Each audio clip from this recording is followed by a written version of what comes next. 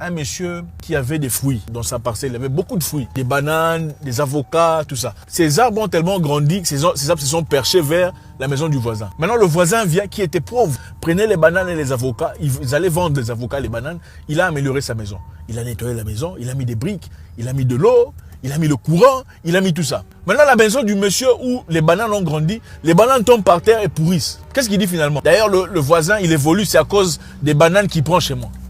Il prend les bananes chez moi, il va vendre, voilà pourquoi il a développé sa maison, voilà pourquoi il y a le courant, voilà pourquoi il y a l'eau. Maintenant, la question est celle-ci. Toi, tu es là avec tes bananes et tu pries. Les bananes que tu as, puisqu'on prend les bananes chez toi pour vendre, pour développer la maison des voisins. Ok? Comment ça se fait que toi, tu n'utilises pas tes propres bananes, tes propres avocats, tes propres mangues, en tout cas ceux que tu contrôles, pour développer ton propre environnement, pour mettre le courant chez toi, pour mettre de l'eau à gogo, pour pas que les enfants vaillent ailleurs, pour aller chercher de l'eau ou du courant.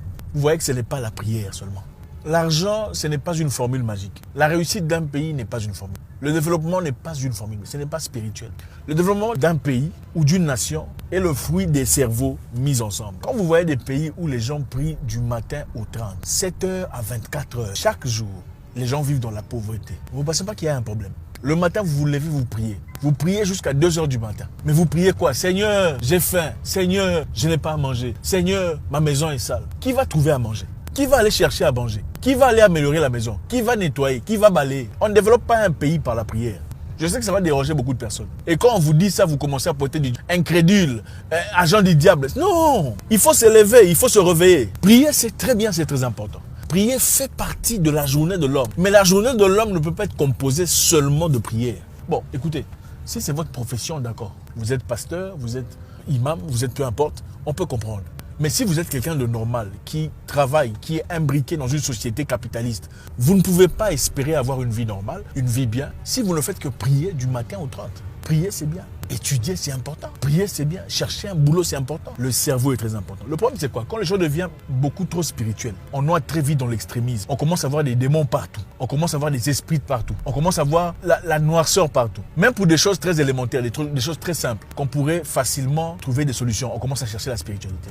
Vous savez, la délivrance, c'est pas seulement quelqu'un prier pour sors, ce n'est pas la délivrance, c'est pas seulement ça. La délivrance, dans beaucoup de cas, c'est ouvrir un livre. Vous lisez, vous êtes délivré de la pauvreté. Ouvrir un livre, vous lisez, vous comprenez comment fonctionnent les ordinateurs, vous êtes délivré de la pauvreté ou du manque de technologie. La délivrance, c'est ouvrir un livre, vous lisez, vous comprenez comment fonctionne en société, comment on respecte les gens, on n'idolâtre pas les leaders. La délivrance, vous lisez les livres des révolutionnaires, vous comprenez comment on ne prie pas les chefs pour pas qu'ils deviennent dictateurs, pour pas qu'ils deviennent autocrates. C'est ça la délivrance. Oh, le Seigneur va changer, le Seigneur va transformer. Ce n'est pas le Seigneur. Le Seigneur t'a déjà donné un cerveau. On dit, créons l'homme à notre image et notre ressemblance pour les chrétiens, n'est-ce pas? Ça veut dire quoi? Vous avez l'entièreté, la capacité, la compatibilité d'agir et de faire fonctionner les choses. Vous avez déjà été outillé. Pourquoi toute une population peut rester en attente que 2, 3, 10 personnes leur dirigent? Ça n'a aucun sens. Prier, c'est bien.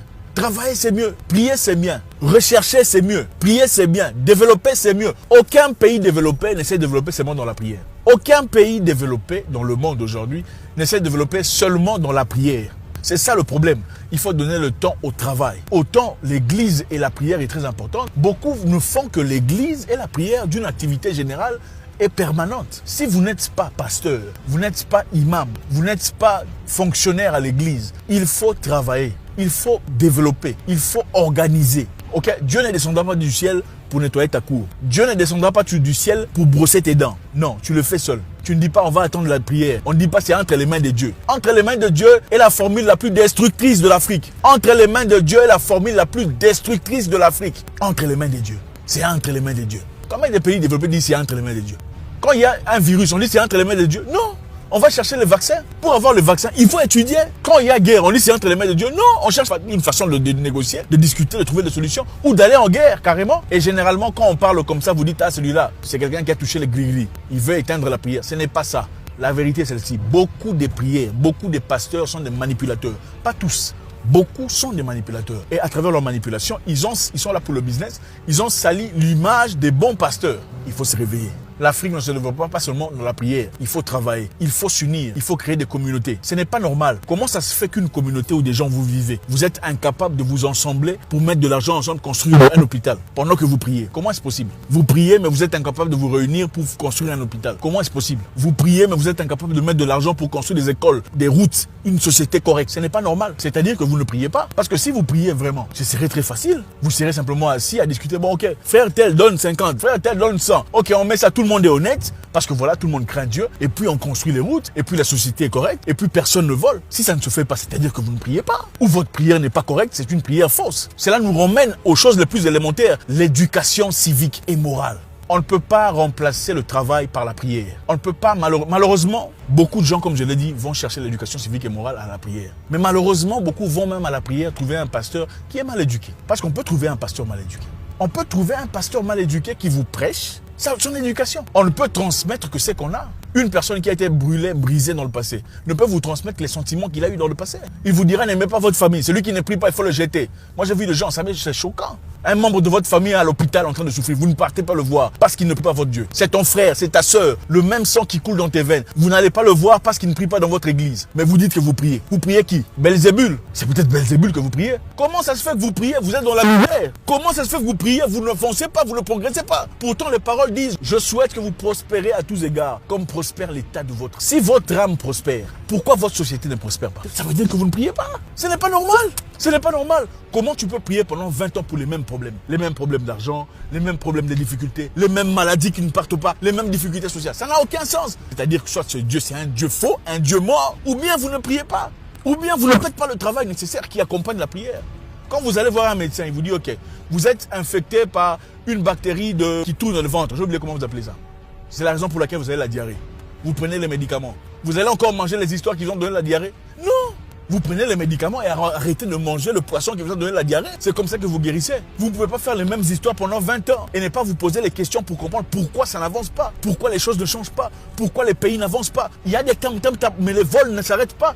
Il y a des temps, mais les gens souffrent dans la misère, il n'y a pas de routes. Ce n'est pas normal. On ne transforme pas un pays seulement par la prière. Le message est dur, mais ceux qui doivent comprendre, comprendront. Prier, c'est bien. Prier, c'est en intimité. Prier, c'est vous et Dieu. Dieu n'a pas besoin de baffles pour vous écouter. Dieu a besoin les meilleures prières de ma vie, je les ai faites en pleurant dans mon cœur. Et j'en ai vu les résultats. Je n'ai jamais prié pendant 20 ans pour une seule histoire. Voilà l'efficacité de ma prière. Parce qu'elle est toujours accompagnée des actions.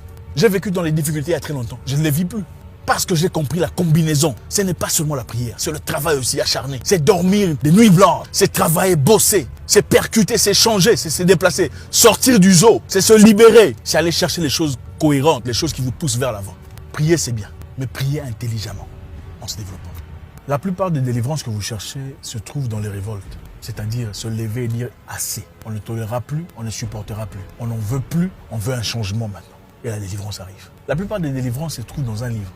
Lire et comprendre une connaissance qui vous transformera pour toujours. Mais vous ne le faites pas. La plupart des délivrances que vous cherchez, c'est dans le voyage, c'est dans l'action. C'est de décider, bon, je veux partir. Je ne sais pas où je vais arriver, comment je vais dormir, comment je vais manger, mais je vais quand même partir. Je ne resterai plus ici à pleurnicher, à demander à Dieu de me donner des opportunités. Et vous êtes délivré. La plupart des délivrances, c'est seulement quitter le boulot. Là où vous êtes maltraité, vous n'êtes pas respecté, considéré. Ne comprenant pas où vous allez, mais vous partez quand même. Et là, vous vous retrouvez dans une autre opportunité. Parce que la fermeture d'une porte est l'ouverture d'une autre nouvelle porte dans la vie. C'est toujours comme ça. La délivrance, quelquefois, c'est dans l'action. Ce n'est pas dans la prière. Pas toujours.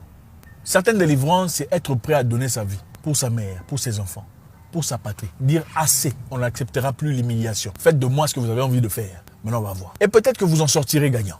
Dans la Bible, on a prié, mais on s'est battu. Jephthé est parti en guerre. Jésus était charpentier. Jésus est charpentier, toi tu ne fous rien. Tu es là en train de prier sans cesse. Oui, prier sans cesse c'est bien. Mais on dit, il y a chaque chose à son temps. La Bible le dit aussi. Il y a un temps pour tout. Il y a un temps pour prier. Il y a un temps pour travailler. Il y a un temps pour pleurer. Il y a un temps pour rire. Tu ne peux pas seulement prier, prier, prier. Après, tu commences à voir des démons dans chaque personne que tu rencontres. Lui, il a des démons de logorée. L'autre a des démons de cupidité. Lui, c'est des démons de prostitution. L'autre, c'est des démons d'infertilité. Vous voyez des démons partout. La plupart des délivrances, c'est seulement dans l'action.